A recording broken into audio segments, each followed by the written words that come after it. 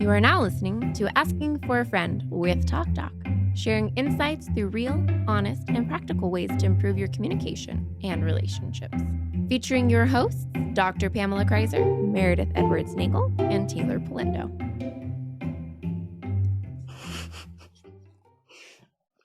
The not so subtle plug. Happy 2022. Happy New Year's. Happy New Year's. Yeah, we're here. We Surviving. survived almost a year of podcasting. We survived the holidays and we have made it. Ooh, true. That's good. That means our kits worked. We're still here. That's It was right. touch and go for me, but So we're back talking about New Year's resolutions. And we're going to do 4 short episodes that are based on New Year's resolutions.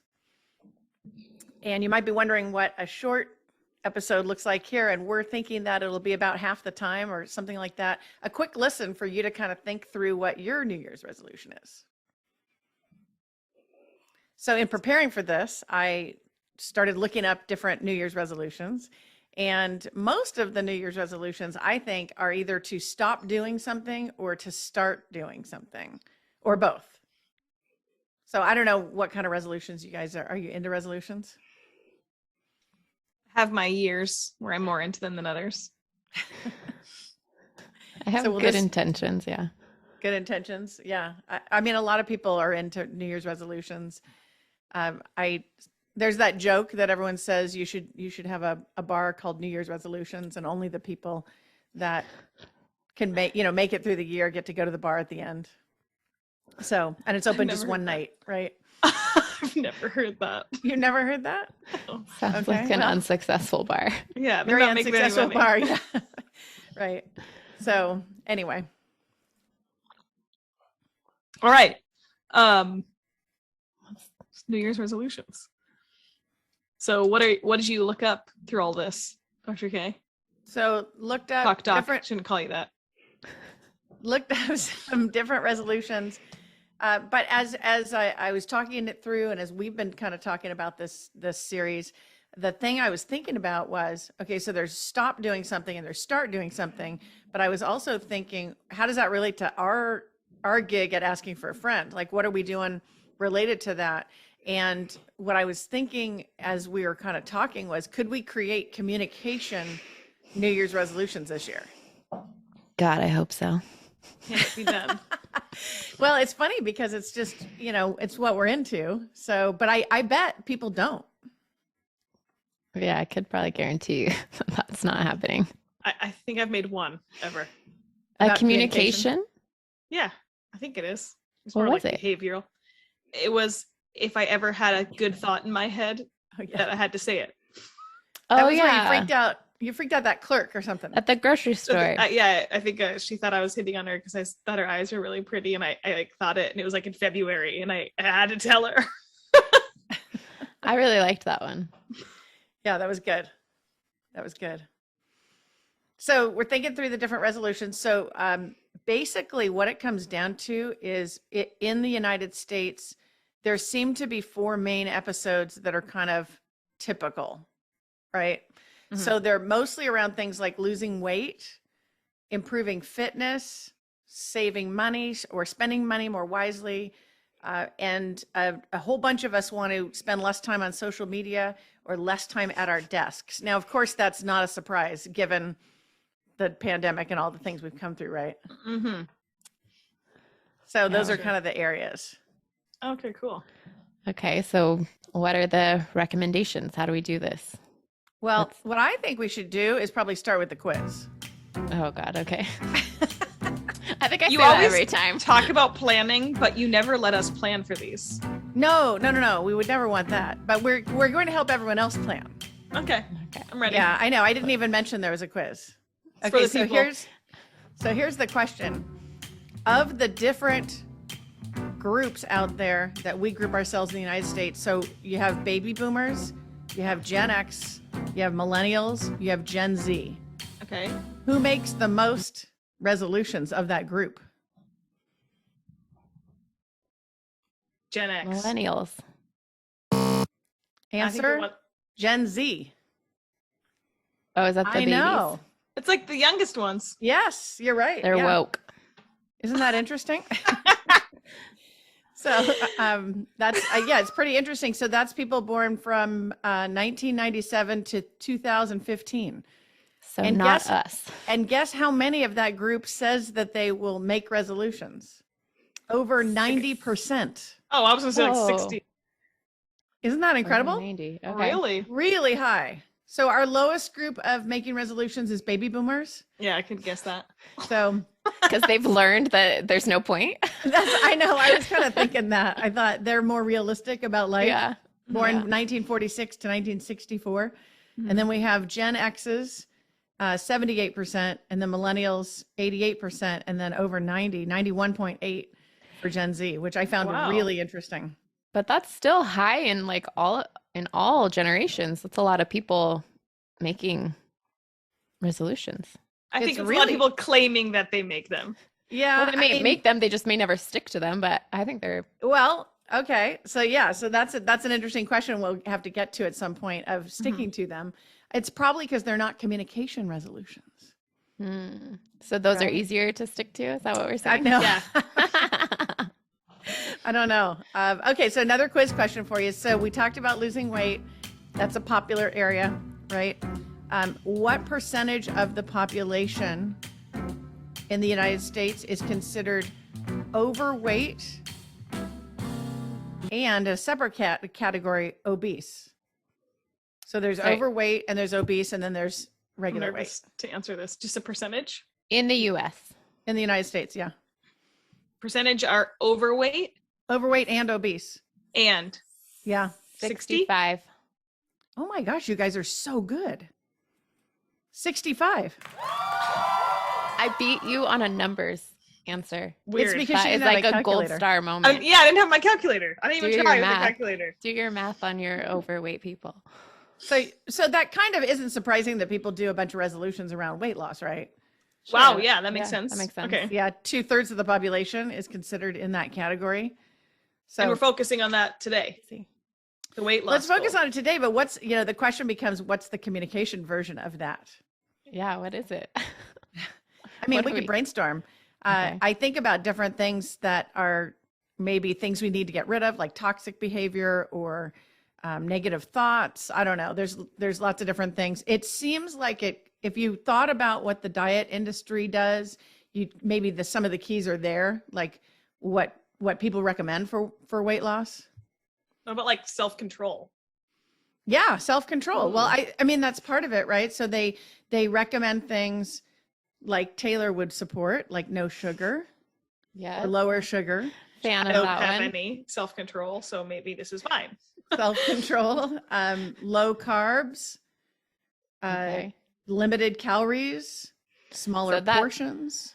That's kind of all taking things away, Yeah. cutting things out. So what are we cutting out communicatively? Well, it's an interesting question. So it maybe comes down to this question of what do you take in? Okay. So what are we adding? Well, Adding no. fitness, What do you like- normally consume? Because a lot of Oh, people okay. say you can exercise to tomorrow, but the real weight loss will come if you limit your consumption. Okay, So- so communication consumption. What is that and how do we cut it out? So what I'm thinking is, so part of the question that we all have to kind of answer is, what do you consume on the daily? So there's some people that are consuming negativity because they're around a lot of negative people. Mm. Or there's some people around people that are super draining. I Okay, so when we remember, talk Emotionally about- expensive people. yeah, emotionally expensive. That's right. Okay. One of my favorite phrases. I took notes with this pen. Such a great So, picture. but it could be like sometimes I'll hear people say, oh, I never have anything turned off. I always have either a podcast going, music going, YouTube going, Netflix TV going. on. Sometimes It's the TV is, just- if you've ever been to someone's house, the TV is just on all the time. So Yeah. maybe just reducing the noise, maybe. That's something I would think of as Stimulation, like you're constantly Yeah. So for a communicate, wow, I can't even say that word. Communication. That makes me think of people who like can't be alone and like Mm.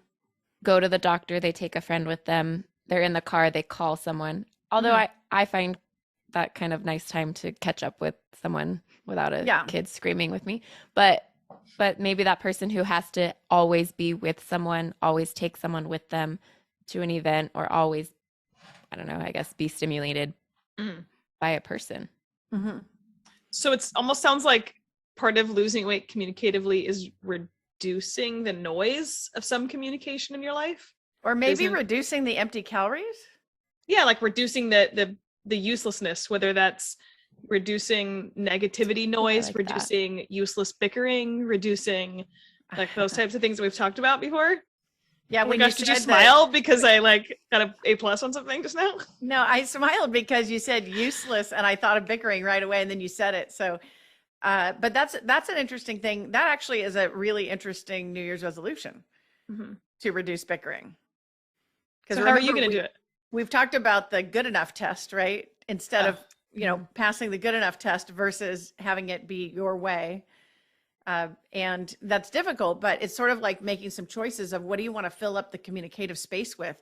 And if it's empty calories, most dietitians would say that's not going to produce health, and you may not even lose weight, actually. Okay, so we're thinking of useless communication. That's a good one. I like that. So should each of us have an example of what this would be? So for people listening, they can think of, what's a quick communication weight loss. I can have a goal for myself this year. Yeah. Oh, no, I think that's a great idea. And I think just for everyone listening or watching to start thinking about what would be reflective of what you're consuming that you don't want to consume anymore to that degree. Mm-hmm. So what do you want to maybe reduce down? So one thing that I'll confess is we talked about airplane mode. We talked about setting different limits, and I haven't done any of it. Oh. And I think, Taylor, you put your phone on airplane mode. On silent at night or something. I know. I thought resist about this. Yeah, I used to sleep with it in airplane mode, and because of the, I don't know, almost, I think it was like tension that you felt about being available all the time to people. Oh, yeah. High accessibility stress. Yes. Mm-hmm. And I did. I've slept with it in airplane mode for months, and then it went away. And so I don't even have to do it anymore. Oh, that's interesting. It's just as if it doesn't exist to me, even though it's right there on my nightstand.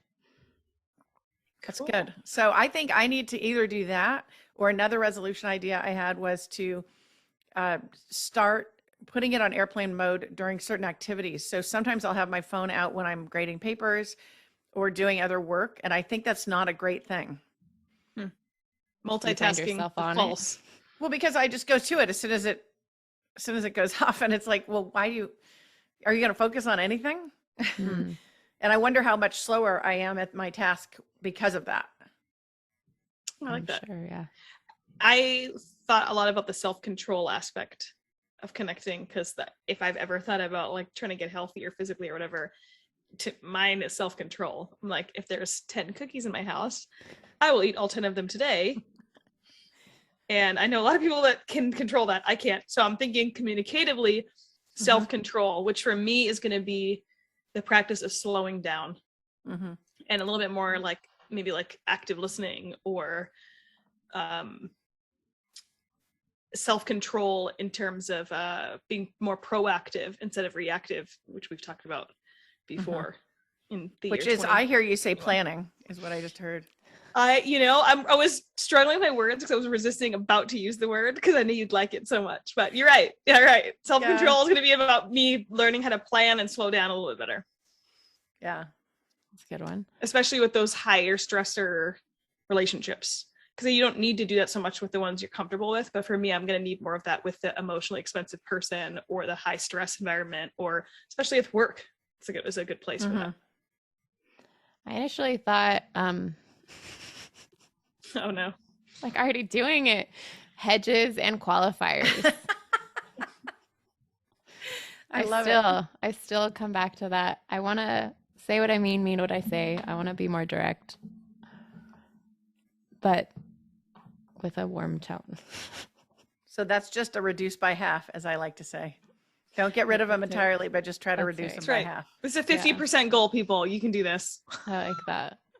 No, because you don't want to do anything where you say, I'm going to never do it again, because then you'll do it 1 minute later and your goal's broken.